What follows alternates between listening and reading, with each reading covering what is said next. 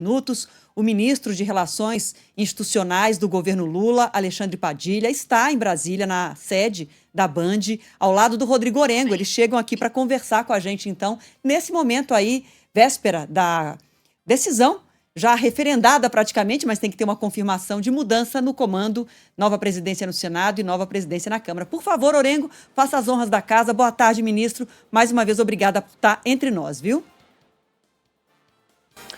Boa tarde, ministro. Seja bem-vindo aqui à Band Brasília.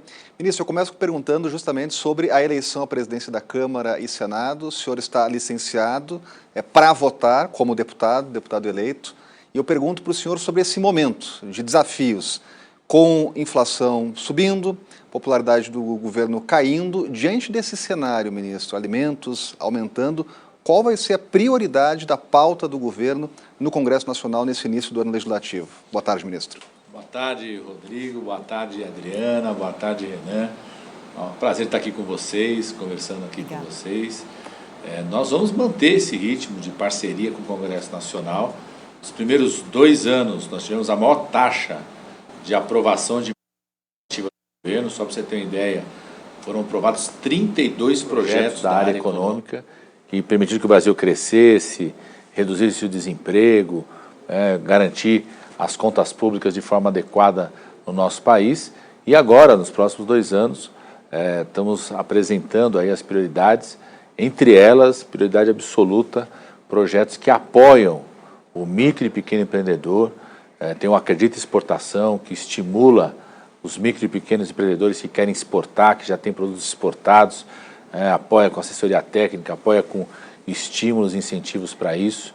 Isso vai contribuir muito. Política Nacional de Economia Criativa, que pega um segmento muito importante de empreendedores no país, criar um ambiente de negócio, então melhorar cada vez. Aprovamos o marco de garantia nos últimos 2 anos, aprovamos lei de crédito de desenvolvimento que capta no setor privado para financiar a infraestrutura. Então tem novas medidas, como lei de falências, devedor contumaz, que cria um ambiente positivo para o investimento no nosso país. Então, prioridade absoluta é esse estímulo e também o Plano Nacional de Educação, colocando a educação no centro do desenvolvimento do nosso país. Ministro, nós temos amanhã a eleição aí em Brasília. Está praticamente tudo decidido. Eu disse agora há pouco que só uma hecatombe para mudar esse quadro quando se consegue uma aliança do PT ao PL, tantos partidos apoiando os nomes que estão aí colocados. Não há dúvida de que eles vão assumir os cargos, a presidência da Câmara e do Senado. Agora, o que a gente vê nesse cenário é que o Brasil o governo Lula nesse momento está fragilizado, muitas vezes culpando a comunicação, mas a gente sabe que tem problemas na essência, não é a embalagem que está com problema apenas, mas tem um problema ali interno de articulação com o Congresso. A gente viu muitas pautas se arrastando no Congresso por uma dificuldade de articulação, uma relação aí conflituosa e difícil muitas vezes com Arthur Lira, e também uma questão de projetos, de ter projetos andando para que os resultados apareçam. Então, o que eu queria perguntar para o senhor o quanto, com essa mudança de comando, especialmente na Câmara, que houve uma relação mais complexa, o quanto essa mudança de comando traz uma tranquilidade para o governo de que com Hugo Mota vai ser mais fácil. O senhor chegou a dizer que ele é o candidato 91%, porque 91% das vezes votou com o governo. Mas há uma certeza, uma tranquilidade do governo de que o segundo tempo desse governo, os próximos 2 anos, serão de uma tramitação de projetos mais acelerada, de projetos de fato andando e sendo votados? Adriana, esse governo, com todas as dificuldades, foi o que mais aprovou projetos de iniciativa do governo da história, desde a redemocratização. Nenhum governo aprovou tantos projetos como o nosso governo nesses 2 anos. Então, a nossa expectativa para os próximos 2 anos é continuar nesse ritmo, terminar esse mandato como o governo que mais aprovou projetos de iniciativa própria. Sempre com negociação, com mediação, faz parte, mas nunca perdendo o foco, o rumo de melhorar a situação econômica do nosso país, melhorar as políticas sociais, fortalecer os mecanismos de combate aos crimes ambientais, que é uma das nossas prioridades, aprovar o Plano Nacional de Educação, o Sistema Nacional de Educação, são prioridades que nós temos. A gente está acostumado, eu já fui ministro da Coordenação Política em outros governos, do presidente Lula, esse ambiente de mediação, negociação, você tinha no governo anterior um relacionamento tóxico entre o presidente da República, o governo e o Congresso, o judiciário. A gente está fazendo um verdadeiro programa de reabilitação das relações institucionais, botando, né, calmaria nessas relações, não entrando em qualquer tipo de provocação e com foco na votação. E foi por isso que nesses 2 anos, com todo esse ambiente que você falou, né, e fazendo uma reabilitação das relações institucionais, nós somos o governo que mais aprovou projetos da história desde a redemocratização. A expectativa é que isso continue com a relação cada vez melhor, tanto com o presidente Hugo Motta quanto com o presidente Davi Alcolumbre, porque o Brasil quer continuar crescendo economicamente como está crescendo, né? Retomamos o crescimento econômico. Há uma década o Brasil não crescia mais de 3% por 2 anos consecutivos, continuando reduzindo o desemprego. Hoje saiu a divulgação da menor taxa de desemprego desde 2012 no nosso país, continuando melhorando a vida do povo, ofertando mais crédito para o micro e pequeno empreendedor, e o papel junto ao Congresso nesses próximos 2 anos é para estimular ainda mais essas ações, esses investimentos. Ministro, queria perguntar para o senhor a respeito de reforma ministerial, um assunto bastante falado nessa semana. O senhor já deu algumas entrevistas nessa semana, mas eu vou tentar fazer de um jeito diferente, vou aproveitar, aproveitar que é uma analogia do futebol, como a Adriana já falou, do primeiro para o segundo tempo, e para falar desse segundo tempo agora do governo Lula. De que reforços, que substituições eventualmente o governo precisa para encarar esses próximos 45 minutos? Ô Renan, falando de futebol, né, eu digo que nós estamos naquele momento que terminou o primeiro tempo, o time foi para o vestiário, os reservas foram, o técnico chamou os jogadores da base, olhou ali a janela de transferência, né, chamou todo mundo para o vestiário, e quando ele está lá no vestiário, fica toda a torcida dando palpite, comentarista falando, especulação para aqui ou para lá, mas quem define como é que o time vai entrar em campo no segundo tempo é o técnico, que é o presidente Lula. Tenho certeza absoluta que ele vai levar em consideração 2 coisas que eu acho que são fundamentais para esse segundo tempo.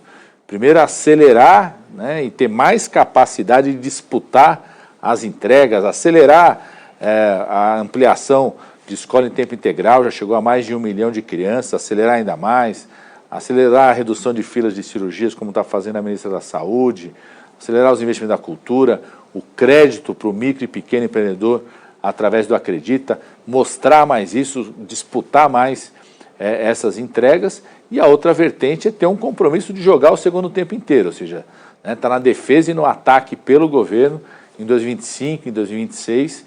Acho que ele está naquele momento de avaliação natural sobre isso, é o técnico que vai poder tomar decisão e a torcida vai saber se o time volta para o segundo tempo com o mesmo time ou se tem troca, entra a reserva, contratou gente nova. Esse é o momento de definição do técnico. Ministro, eu gostaria de perguntar sobre a pauta econômica. O Congresso tem que votar já o orçamento, que ficou como pendência, e também matérias do ajuste fiscal, daquele pacote de ajuste fiscal, como a aposentadoria dos militares, tem também os super salários. Há compromisso do governo em avançar com essa pauta? Há como avançar com essa pauta do ajuste ainda no primeiro semestre? Vamos trabalhar para isso, né? O orçamento, expectativa de votar o mais rápido possível, os parlamentares também querem votar, porque o orçamento significa investimento para suas bases territoriais, para os estados, para programas que eles defendem, as próprias emendas parlamentares. Então, só não foi votado no final do ano passado, vocês vão se lembrar, porque no final do ano passado foi encaminhado, no final do ano ao Congresso, 3 medidas que consolidam o marco fiscal, que ajudaram o Brasil a um dos países emergentes segundo o FMI, né, que com isso consolidou as contas públicas no nosso país, um ajuste fiscal sem aumentar a miséria, sem aumentar desemprego, sem reduzir crescimento. Isso o Congresso Nacional ajudou muito na aprovação das medidas no final do ano, e para isso precisava desse tempo para ajustar, readequar o orçamento para essas novas medidas. Então, a expectativa é que você possa ser votado o mais rápido possível o orçamento. Você falou de 2 projetos que também contribuem para consolidar as contas públicas no país, reforçar esse ajuste. Vai ter muito debate, mas a expectativa é que a gente possa votar ao longo desse ano. Você precisa garantir a votação ao longo desse ano para eles terem impacto no próximo orçamento do ano que vem.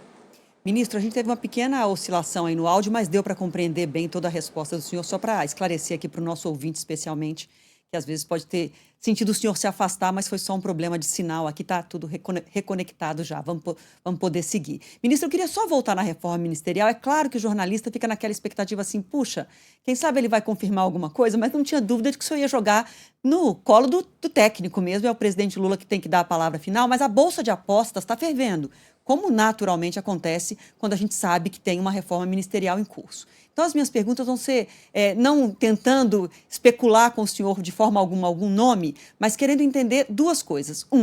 A mudança que se fará na esplanada dos ministérios, ela vai, primeiro, encolher o PT em número de ministérios? Porque essa é uma grande crítica que se faz, que o PT ocupou espaços demais e, não sabendo ceder esse espaço, isso dificultou a vida da articulação política. E o outro ponto do senhor, eu acho que o senhor pode falar. O senhor é o cotado para saúde, por exemplo, e saindo aí da articulação política. E conviveria com Arthur Lira, que durante esse difícil primeiro tempo foi um desafeto, se declarou seu desafeto, Arthur Lira cotado para assumir, talvez, a saúde. Mas o que eu quero saber além do PT sair de algumas pastas, se essa é a probabilidade, o senhor também sairia da articulação política cedendo espaço aí para um outro partido que não o PT? Adriana, primeiro, que eu estou acostumado, essa coisa de falar que eu vou para a saúde é desde o segundo turno da eleição, tá certo? Porque eu fui ministro da Saúde, sou médico, tive essa experiência no Ministério da Saúde, então a gente está acostumado a qualquer tipo de especulação, tudo, mas segue muito tranquilo, seguro. Eu fiquei esse mês de janeiro inteiro, Adriana, fazendo um rodízio, um roteiro junto aos ministérios, para que a gente pudesse atualizar a agenda de projetos prioritários para votar no Congresso Nacional, porque nós aprovamos absolutamente tudo que era prioritário nos primeiros 2 anos, então com foco no conjunto da agenda legislativa, e vou continuar trabalhando por isso, vou apresentar isso para o Congresso Nacional já na outra semana, para que a gente possa ter 2 anos concluindo a votação de projetos tão importantes para o nosso país. Segundo, o presidente Lula está naquele momento, ele nunca nem falou conosco que pretende fazer uma reforma ministerial, que vai mexer, é um técnico que está ali analisando, quieto por enquanto, com muita experiência. O que eu tenho certeza absoluta é que ele vai botar o time no segundo tempo, de um lado para acelerar ainda mais a colheita, a entrega daquilo que já foi aprovado, chegar na população o crédito para o micro e pequeno empreendedor, as ações na área da educação, da saúde, das obras que estão acontecendo e ter um time ainda mais preparado para defender e atacar em defesa do governo, junto com o governo, em 2025 e em 2026. E o PT, ministro? O que você perguntou do presidente Arthur Lira, eu sempre falo, viu, Adriana?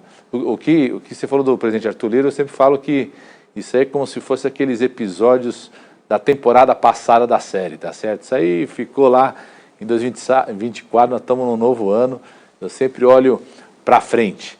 Em relação aos partidos, não só o PT, mas todos os partidos, o presidente Lula falou na reunião ministerial para todos os ministros, então isso é absolutamente público, que passada a eleição da presidência da Câmara, a presidência do Senado, ele ia chamar, ele até pediu para a gente poder organizar a conversa com os presidentes dos partidos, com os líderes dos partidos, de todos eles, para conversar sobre o governo, avaliar o desempenho dos seus ministros, se isso vai significar uma reforma ministerial ou não, aí depende dessas conversas e da avaliação do próprio presidente Lula. Deixa eu aproveitar, ministro, e perguntar sobre os partidos, até porque a repercussão foi muito grande a respeito da declaração do presidente do PSD, Gilberto Kassab, fazendo uma avaliação do ministro da Fazenda, Fernando Haddad, dizendo que ele seria fraco nesse momento e até fazendo uma avaliação eleitoral, que se a eleição fosse hoje, o presidente não seria reeleito.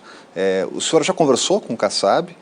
Há algum problema hoje com o PSD, que tem 3 ministérios, e como alinhar esse discurso para ter uma base coesa no Congresso Nacional?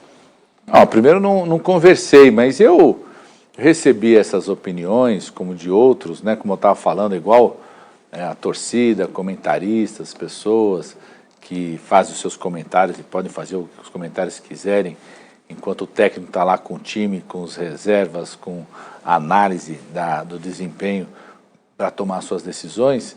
Da mesma forma como o presidente Lula falou, assim, gente, é como se fosse alguém querendo dizer se o Corinthians era favorito ou não em 2026 para o campeonato, né? Lá em 2026 a gente vai saber como é que está, né? Eu tenho certeza absoluta que o presidente Lula vai chegar em 2026 com saúde, com apetite, para defender o que fez no governo, com muita força, e a gente poder dar continuidade a esse projeto.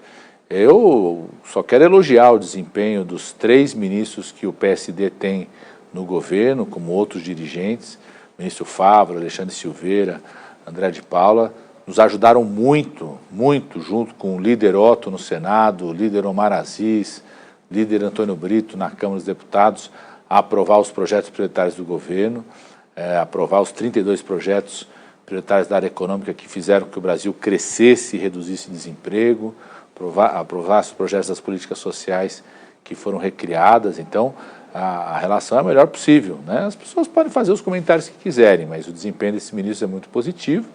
O presidente Lula, como eu te disse, já falou publicamente isso na reunião, vai conversar com os ministros, os líderes e presidentes de todos esses partidos, dialogar, fazer um balanço, ouvir o que acham, conversar um pouco sobre o governo, as prioridades dos próximos 2 anos. Se isso vai significar mudança de ministro e forma ministerial, é essa avaliação que o próprio presidente vai fazer.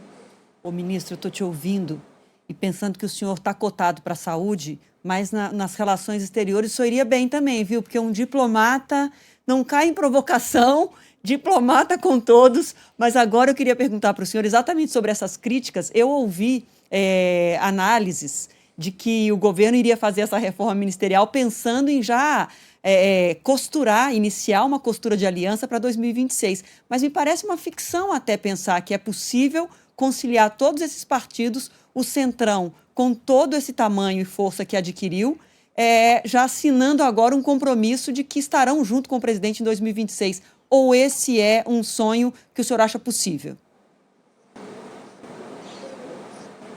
Adriana, eu acho que nós estamos vivendo uma realidade que é você ter ministros de partidos que não apoiaram o presidente Lula nas eleições, nem no primeiro nem no segundo turno, que inclusive se afirmam ser independentes e que são grandes defensores do governo, ao virem para o governo ajudaram a aumentar as votações das suas bancadas. É o caso do ministro Silvio Costa Filho, que é do Republicanos, André Fuga, que é do PP, Celso Sabino Juscelino, que é do União Brasil, ou seja, são ministros que ajudaram, reforçaram, trouxeram inclusive mais votos desses partidos para a nossa agenda econômica, para a nossa agenda social. Então, nós estamos vendo essa realidade, e essa é uma realidade que a gente sempre vai exigir de qualquer ministro que continue ou que eventualmente venha para o governo nos próximos 2 anos, que sejam defensores desse projeto, defensores do presidente Lula, que se comportem, aliás, como esses ministros se comportam. Os ministros do Republicanos, do União Brasil, do PSD, do PP, que são os primeiros a puxar a fila em defesa do presidente Lula nas reuniões, nos plenários, nos debates, nas ações nos estados, os primeiros a puxarem a fila de defesa que o presidente Lula tem que estar cada vez mais colocado para a reeleição. Então, o que eu espero é essa realidade que nós temos hoje, um envolvimento cada vez maior desses ministros, desses partidos, para defesa e ataque, defendendo o governo do presidente Lula, compondo esse time do governo do presidente Lula. Ministro, o senhor é aquele ministro que tem a planilha na mão para as votações, né? Acompanha ali, conversando com os partidos, sabe projetar ali com quantos votos o governo vai ter na Câmara, no Senado. Hoje, início de ano legislativo, é possível dizer quantos votos o governo tem na Câmara e no Senado? Ou é uma base que ela não é estanque, é preciso avaliar cada proposta, cada projeto, proposta de emenda à Constituição, projeto de lei complementar, ou há como estabelecer pelo menos um número de largada?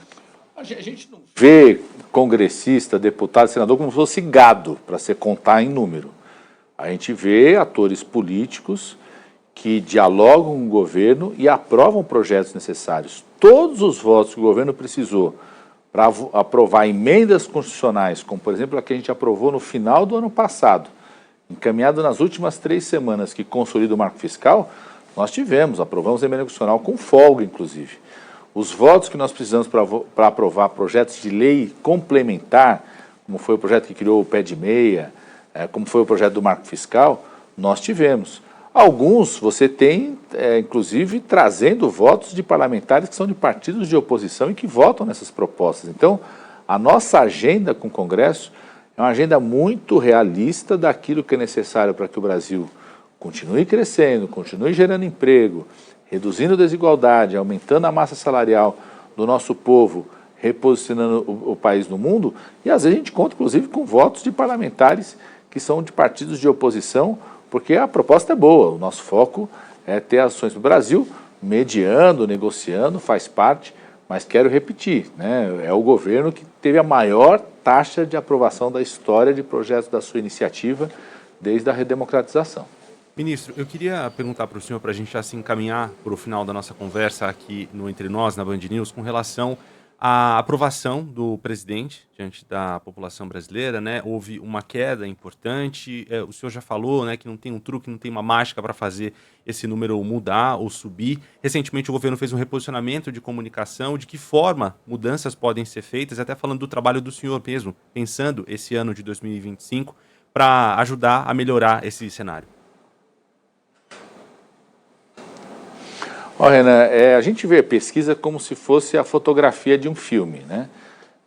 Durante o filme, às vezes, tem momentos de tensão, às vezes o super-herói está em baixa, né? Mas isso não significa que o final do filme é esse. Nós reconhecemos que teve uma desaprovação para a população brasileira, uma preocupação que a população brasileira tem em relação ao aumento de preços de alimentos e que a gente precisa, sem dúvida alguma, melhorar sempre o ambiente econômico, estar de olho em relação a isso. Eu sempre falo, viu, Renan, o presidente Lula ele é mais severo do que qualquer instituto de pesquisa ou resultado de pesquisa em relação ao seu governo. Quando apareceu essa oscilação decorrente do aumento de preços de alimentos, o presidente Lula já estava apontando para os seus ministros da Agricultura, do Desenvolvimento Agrário, da própria Casa Civil, da Fazenda, a necessidade de ter atenção em relação a isso, e medidas que não sejam intervenções, não sejam medidas intervencionistas, mas situações que melhoram o ambiente econômico, a produção agrícola, a segurança alimentar, para dar conforto à população brasileira. Então, a nossa postura vai ser em função disso. No Congresso Nacional, qual que é a nossa missão? É continuar mantendo todas as medidas que contribuem para o ambiente econômico no país. Ou seja, não permitir que não tenha nenhuma medida que desorganize as contas públicas, medidas que contribuam para esse ajuste das contas públicas que nós fizemos. Quero repetir aqui, o FMI diz que o Brasil fez o terceiro maior ajuste nas contas públicas do mundo inteiro, né, com a diferença que fez um ajuste sem aumentar a pobreza, sem retrair crescimento econômico, sem aumentar a desigualdade, né, o esforço que nós estamos fazendo em relação a isso. Nós vamos continuar ali. As medidas em relação ao Congresso Nacional é manter esse ambiente econômico, serenidade, né? Eu sempre falo, viu, Ana, que teve, como médico, teve no final do ano aí uma espécie de síndrome de pânico de alguns atores do mercado. Você tem uma crise de hipertensão, batedeira, taquipneia, acelera a respiração, mas fisicamente o coração não foi afetado, está bem. Então a gente precisa ter serenidade, racionalidade para que o ambiente econômico continue bem e o Brasil não perca a oportunidade que tem hoje de ser um dos grandes protagonistas, por exemplo, da transição ecológica. Aprovamos os 8 projetos que precisavam ser aprovados para que o Brasil tenha um marco de segurança para investimentos na transição ecológica no nosso país. Então, aproveitar essa oportunidade, aproveitar a oportunidade do aumento da oferta de crédito para o micro e pequeno empreendedor que nós estamos tendo no país, para que a gente possa manter esse ciclo de crescimento econômico. Ministro, há no Congresso hoje claros sinais de que aquela pauta que diz respeito ao judiciário vai caminhar. Há sinalizações no Senado, na Câmara, há muita pressão, principalmente de partidos de oposição. Como o senhor vai conversar com a base, qual vai ser a orientação do governo para essa pauta que a gente prevê que vai caminhar e vai eventualmente voltar a colocar em conflito Congresso Nacional e Judiciário? Rodrigo, nós vamos atuar como a gente atuou desde o começo do governo, né? Quando começou o governo, existiam sinais, por exemplo, que iam aprovar impeachment de ministro do STF, iam mudar a composição do STF, né, de que iam conseguir, através de uma CPMI, criar uma narrativa que o judiciário e o executivo tinham responsabilidade sobre a tentativa de golpe do dia 8 de janeiro, e nós conseguimos, com um diálogo, mas também com muita habilidade, impedir que isso acontecesse. Nós vamos continuar insistindo junto ao Congresso Nacional que, para nós, a pauta prioritária para o governo é aquilo que leva comida no prato da população, emprego, renda, reforço das políticas sociais, reforço da situação de educação.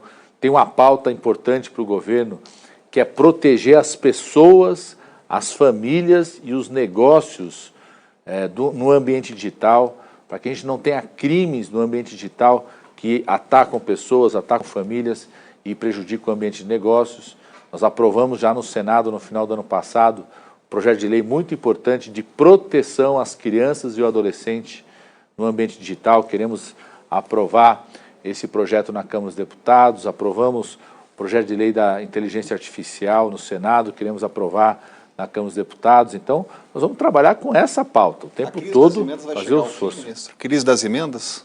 Eu acho que nós aprovamos no final do ano passado um projeto de lei complementar que estabeleceu as regras ali. A gente estava vivendo um momento de transição. Você tinha uma indefinição das regras ainda no ano passado, então por isso no final do ano passado, o final da execução orçamentária ainda estava nesse período de transição. Agora, aprovando o orçamento de 2025, tem regras claras ali no projeto de lei complementar aprovado, que eu acho que tem avanços ali. Você tem um avanço importante, por exemplo, que é estabelecer que o crescimento do volume de emendas parlamentares esteja adequado ao marco fiscal, ou seja, não tem um crescimento maior do que outros investimentos e despesas do orçamento da União. Se estabeleceu ali no projeto de lei que as emendas de bancada, que são os estados, os parlamentares, junto ali, todos os parlamentares do estado de São Paulo, meu estado, apresentam projetos de emendas de bancada, que tem que ser projetos estruturantes, por exemplo, botar mais recurso para ajudar o que o governo federal já está fazendo das linhas do metrô, chegou a inauguração até Varginha, estação de Varginha, essa semana no extremo da Zona Sul, vai chegar até o Jardim Ângelo no extremo da Zona Sul, vai chegar até a Penha, o trem no aeroporto de Guarulhos, o trem intercidade, ou seja, projetos estruturantes para cada um dos estados. Também foi aprovado no projeto de lei complementar. Então a gente vai aprimorando esse mecanismo. Acabou a chamada emenda PIX da forma como ela era. Vai ter um objeto, um plano de trabalho. Então a gente está aprimorando esses mecanismos. E vai ter que continuar o tempo todo o diálogo, o acompanhamento pelo Congresso, Executivo, o Judiciário, para que a gente vá aprimorando aos poucos, cada vez melhor, o acompanhamento, a transparência dessas emendas parlamentares. Eu defendo que elas existam, eu sou deputado e posso afirmar para vocês, eu conheço muito mais da realidade do Jardim Ângela, da cidade de Tiradentes da Zona Leste, de São Joaquim da Barra no interior de São Paulo, de Araraquara, da região do Vale do Ribeiro, do que, às vezes, as planilhas técnicas de Brasília. Então, o parlamentar tem um olhar sobre a região que é importante, mas que esse olhar tenha regras de transparência, de investimento, adequadas às prioridades estabelecidas pelo governo do Congresso Nacional, para que esse investimento, que é tão importante, também tão volumoso, seja bem investido no nosso país, para que a gente possa melhorar cada vez mais a vida da população brasileira. Tá certo, ministro. O senhor está falando de muitas propostas, de muitos projetos para 2 anos de mandato. A gente está na mesma situação aqui. Muitas perguntas para um tempo de programa que tem limite. Mas foi muito importante ouvi-lo. Vou terminar um resumo usando as suas aspas. O senhor disse, às vezes, o super-herói está em baixa, mas demonstrando uma confiança de que os próximos 2 anos de governo Lula trarão bons resultados para o nosso país. Muito obrigada por estar aqui mais uma vez entre nós com essa entrevista. Deixo aí para o Orengo concluir para a gente. Obrigado, ministro. Obrigado, ministro. Obrigado por estar aqui na Band Brasília. Eu já estava falando com o ministro aqui, Adriana, que amanhã, cobertura da Band, Rádio Band News, Band News TV, todos os veículos da Band, no Senado Federal, convidando já o ministro a participar do nosso estúdio externo, direto do Senado, cobertura começando às 8 da manhã. Muito obrigado, ministro. Eu que agradeço, viu, gente? Pode ter certeza, assim como o episódio 1 do super-herói, o episódio 2, isso aqui é o episódio 3 do filme. Todas as vezes que tinha oscilação negativa, se recuperou depois e terminou muito bem. Tenho certeza absoluta que o Brasil está no rumo certo e vamos crescer cada vez mais. Obrigada, ministro. Bom trabalho e até uma próxima oportunidade. Tchau, tchau. Valeu.